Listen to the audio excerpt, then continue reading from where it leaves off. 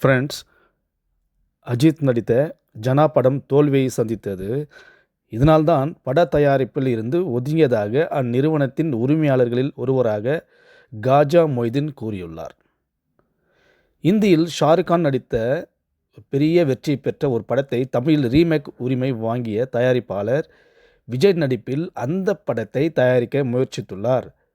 ஐஸ்வர்யா ராய் நாயகியாக ஒப்பந்தம் ஆன இந்த படம் இன்று வரை ரீமேக் செய்யாமலே அப்படியே உள்ளது. இயக்குனரும் நடிகருமான பாண்டியனராஜன் இயக்கி நடித்த கோபாலா பாண்டியராஜன் தான் என்ற படத்தின் மூலம் தமிழ் சினிமாவில் தயாரிப்பாளராக அறிமுகமான நிறுவனம் ரோஜா கம்பைன்ஸ். தொடர்ந்து பொற்காலம், பூந்தோட்டம், ஆனந்த பூங்காற்று, பாட்டாளி, சந்தித்த வேலை, பெண்ணின் மனதை தொட்டு, அள்ளித்தந்த வானம், ஜனா, தேவதையை கண்டேன், சமஸ்தானம், பேரரசு, சார்லி சாப்ளின் ஆகிய படங்களை தயாரித்திருந்தார். அனைத்து படங்களுமே வெற்றி படங்களாக அமைந்தது. அதே சமயம் அஜித் நடித்த ஜனா படம் தோல்வியை சந்தித்தது.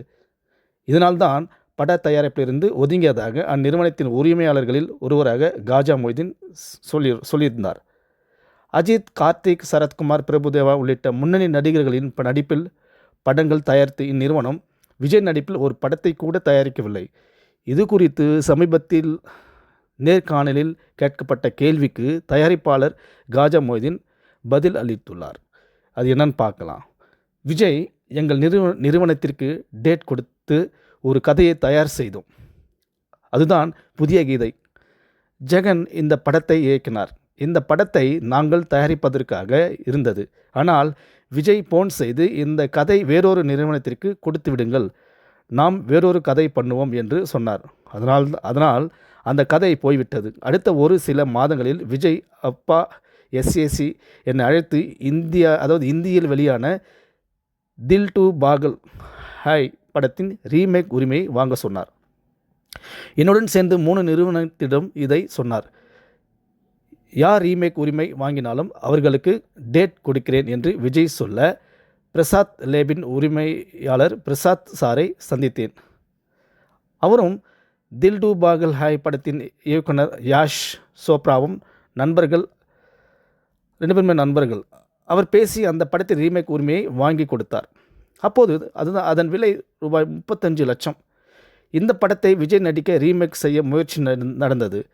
ஐஸ்வர்யா ராய், கரிஷ்மா கபூர் ஆகியோரிடம் பேச சொன்னார்கள். இதில் ஒருவர் நடிக்க ஒப்புக்கொண்ட நிலையில் ஒருவர் டேட் இல்லை என்று சொல்லிவிட்டார். அப்படியே அந்த படம் டிராப் ஆகிவிட்டது. இன்று வரை அந்த படத்தை ரீமேக் செய்ய முடியாமல், இதனால்தான் விஜய் படம் என்னால் பண்ண முடியவில்லை. அதன் பிறகு நான் வெவ்வேறு படங்களில் பிஸியானதால் அவரிடம் போகவே இல்லை என்று கூறியுள்ளார். 1995ஆம் ஆண்டு இந்தியில் வெளியான தில் டு பாகல் ஆய் திரைப்படம் ஷாருக் கான் நடிப்பில் வெளியாகி பெரிய வெற்றி படமாக அமைந்தது குறிப்பிடத்தக்கது. இந்த நியூஸ் பிடிச்சிருந்தால் லைக் பண்ணுங்கள். ப்ளீஸ் இந்த சேனலை சப்ஸ்கிரைப் பண்ணுங்கள். நன்றி, வணக்கம்.